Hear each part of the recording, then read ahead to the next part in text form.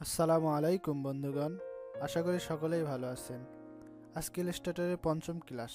আজকের ক্লাসে শেখাবো কিভাবে ফাইলগুলো সেভ করবেন এবং ডিরেক্ট সিলেকশন টুলসের কাজ। তাই ভিডিওটি না টেনে শেষ পর্যন্ত দেখুন। যারা এখনও চ্যানেলটি সাবস্ক্রাইব করেননি তারা চ্যানেলটি সাবস্ক্রাইব করে বেল আইকনে ক্লিক করে দিন, যেন পরবর্তী ভিডিও আপলোড দেওয়ার সাথে সাথে সবার আগে আপনার কাছে নোটিফিকেশন চলে যায়। আর যারা ইতিমধ্যে সাবস্ক্রাইব করেছেন তাদেরকে অসংখ্য ধন্যবাদ।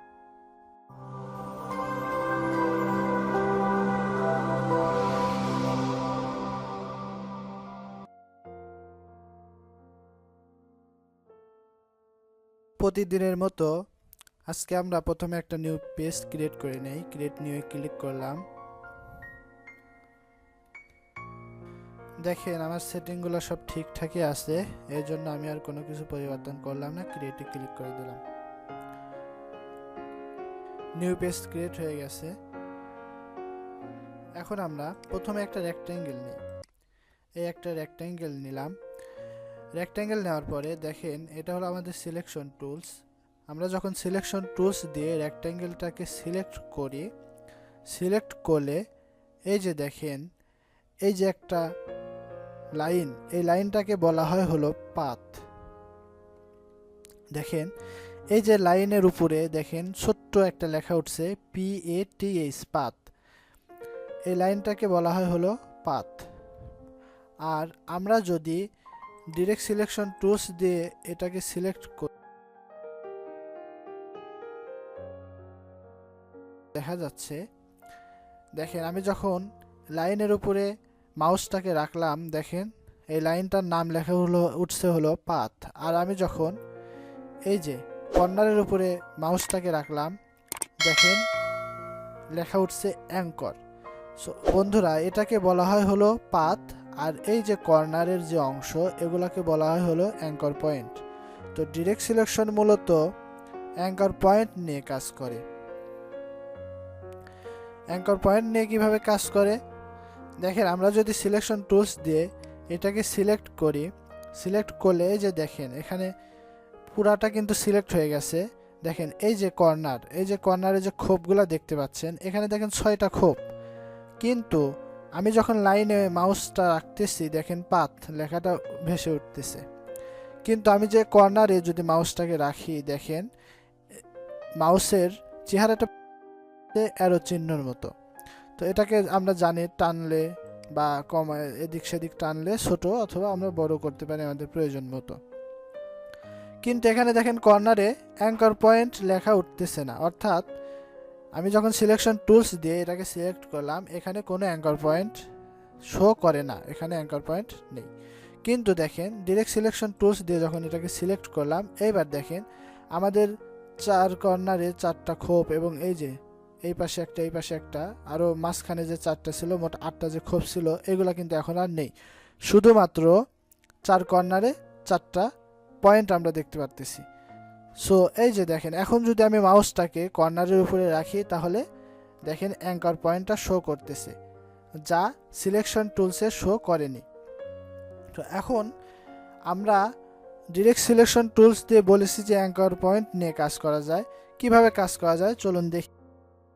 এই যে একটা পয়েন্ট, এই পয়েন্টটাকে যদি আমি ক্লিক করি, ক্লিক করে একটু সবাই লক্ষ্য করে দেখেন ভালোভাবে, এই যে একটা কর্নার, এই একটা কর্নার, এই একটা কর্নার, এখানে 3টা কর্নার আর এই একটা কর্নার। আমি যখন এই কর্নারে ক্লিক করলাম, দেখেন এই কর্নারের যে বক্সটা আছে, এই যে অ্যাঙ্কর পয়েন্ট, এটা কিন্তু ভরাট হয়ে গেছে।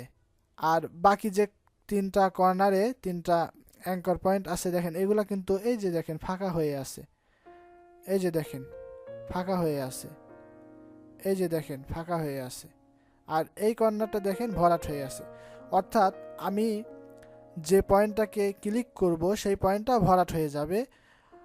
যখন ভরাট হয়ে যাবে তখন আমরা ওই পয়েন্টটা নিয়ে কাজ করতে পারবো। কিভাবে কাজ করতে পারবো দেখেন, আমি যেহেতু এটাকে ক্লিক করছি, ক্লিক করা মানে সিলেক্ট করছি, যখন সিলেক্ট করলাম দেখেন এটাকে এদিকে টেনে নিতে পারি, এদিকে টেনে নিতে পারি, নিতে পারি আপনার প্রয়োজন মতো, আপনার যেদিকে প্রয়োজন সেদিকে এটাকে নাড়াচাড়া করে টেনে নিতে পারেন। নাড়াচাড়া করে আপনার প্রয়োজন মতো টেনে নেওয়া যায়। দেখেন, আবার আপনি যদি চান যে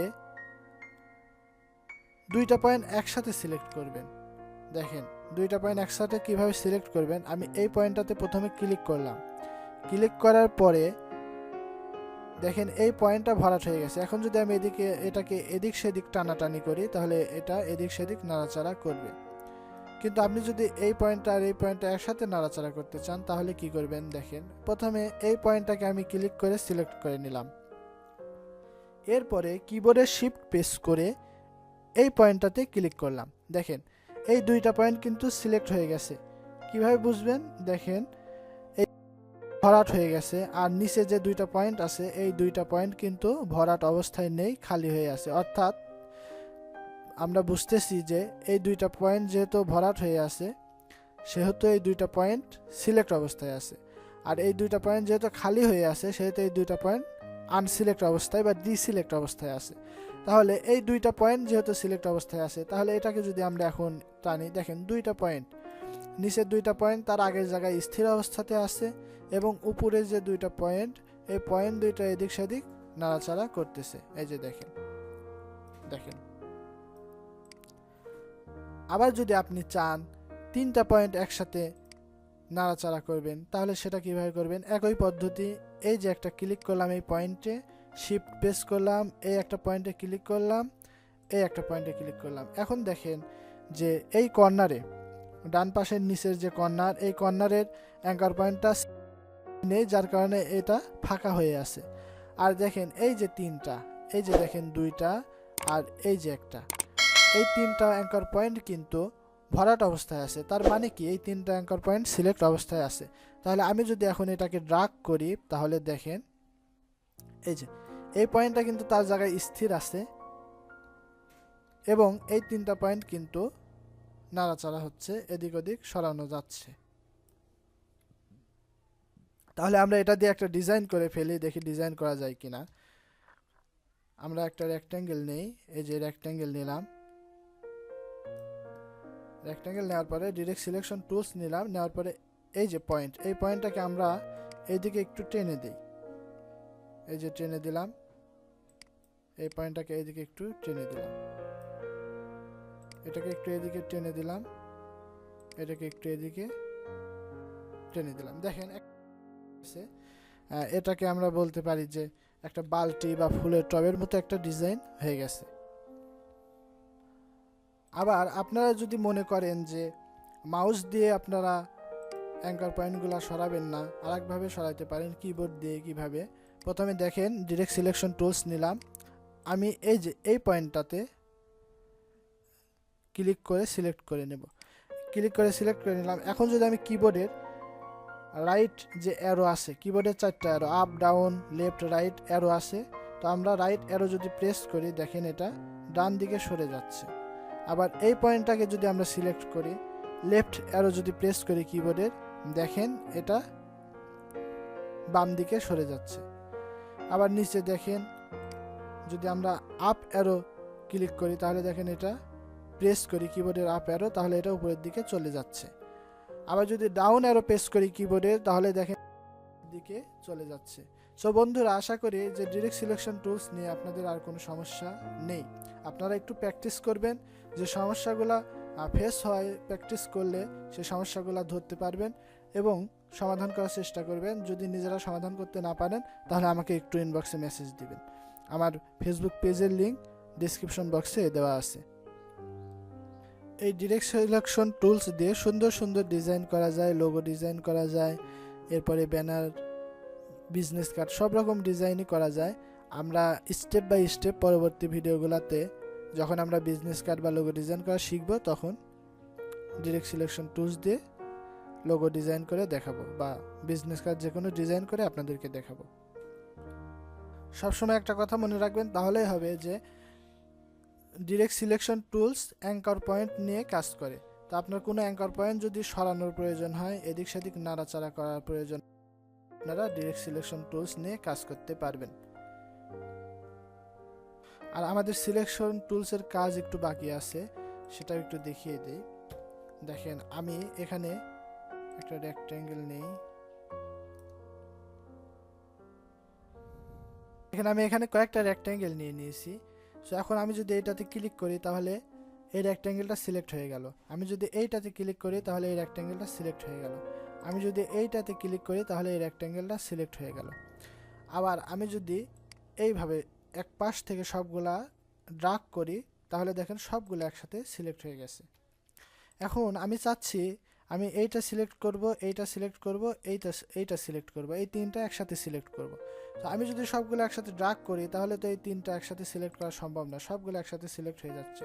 তাহলে আমি এগুলো আলাদা আলাদাভাবে কীভাবে সিলেক্ট করতে পারি?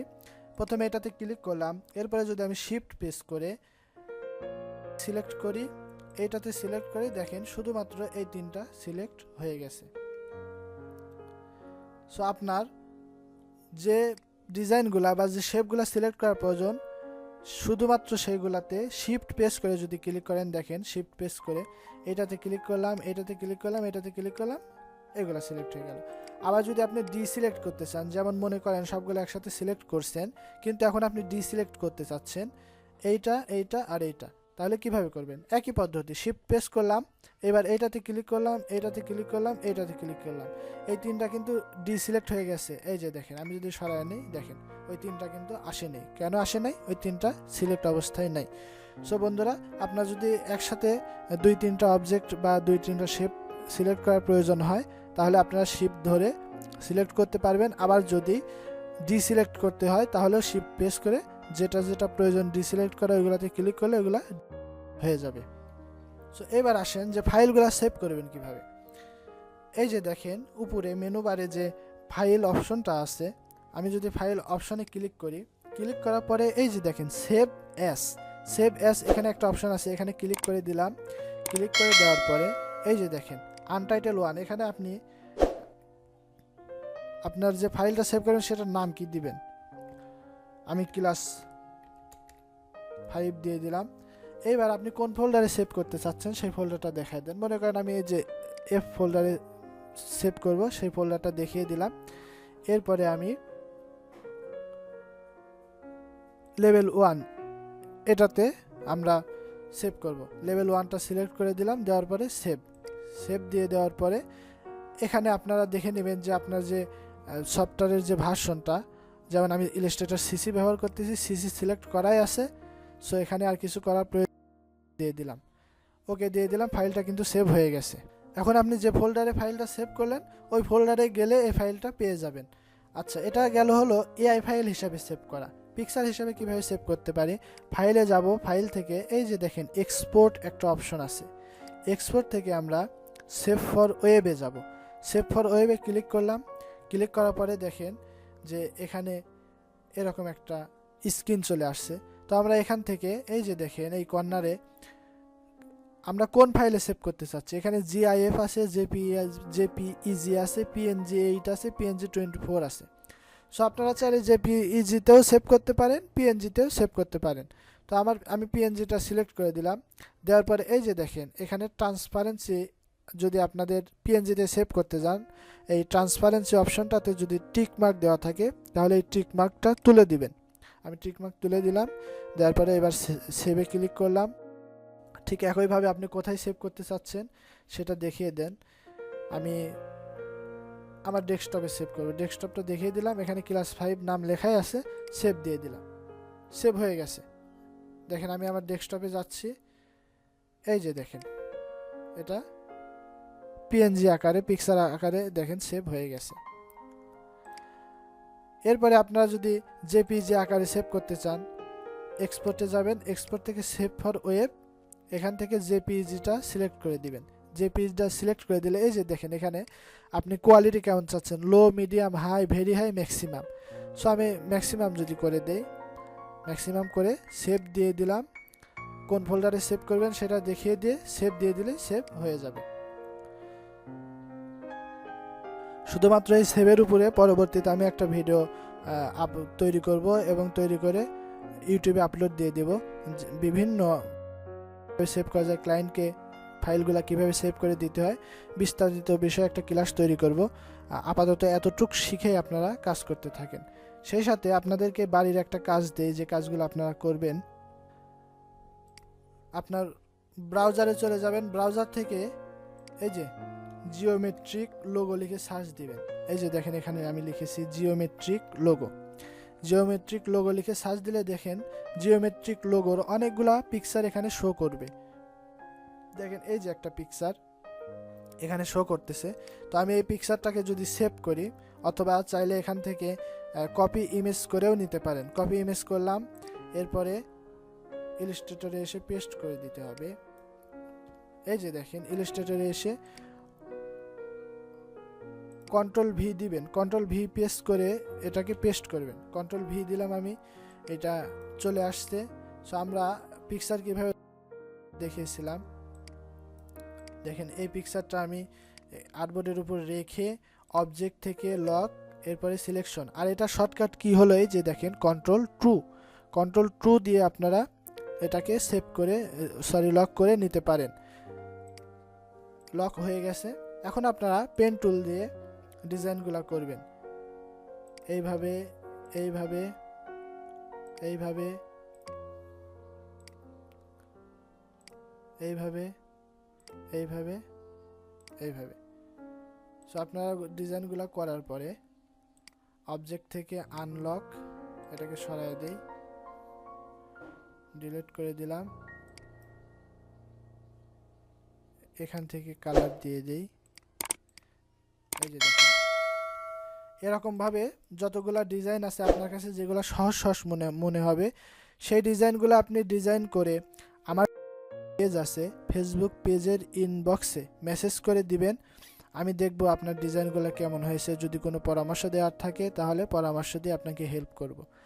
আর যদি আপনাদের কোনো বিষয়গুলো বুঝতে অসুবিধা হয় তাহলে একটু আমাকে কষ্ট করে আমার ফেসবুক পেজের ইনবক্সে মেসেজ দিবেন। আমি প্রয়োজনে আপনাদেরকে জুম অ্যাপস অথবা গুগল মিটের মাধ্যমে সরাসরি লাইভ ক্লাসে নিয়ে এসে আপনাদের সমস্যাগুলো সমাধান করে দেওয়ার চেষ্টা করব ইনশাআল্লাহ। আমরা সবাই যেন মিলেমিশে কাজ শিখতে পারি, স্কিল ডেভেলপমেন্ট করতে পারি, নিজের দক্ষতা বৃদ্ধি করতে পারি, নিজের যে বেকারত্বের একটা অভিশাপ আছে সেটা দূর করতে পারি। সেই জন্য সবাই একসাথে মিলেমিশে কাজ করবো ইনশাআল্লাহ। আপনাদের কাছে অনুরোধ থাকবে, যদি কোনো সমস্যা মনে করেন, যে কোনো সমস্যায় আপনি আমার ফেসবুক পেজে একটু কষ্ট করে মেসেজ দিন, আমি আপনাকে আমার সাধ্য অনুযায়ী সাহায্য করার চেষ্টা করবো ইনশাআল্লাহ। সবাইকে অসংখ্য ধন্যবাদ। সবাই ভালো সুস্থ থাকবেন। আসসালামু আলাইকুম ওয়া রাহমাতুল্লাহ।